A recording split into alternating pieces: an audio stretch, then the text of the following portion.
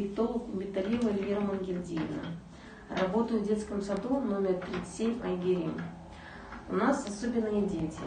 Работаем с диагнозами синдром Дауна, умственной отсталостью и аутическим спектром. К нам ежегодно приходят практикантки с Южно-Казахстанского государственного педагогического университета. Они ежегодно проходят практику. Они очень креативные, работоспособные, проводят с нами открытые занятия по темам сказкотерапия, песочная терапия. Они работают с детьми, также проходят практику очень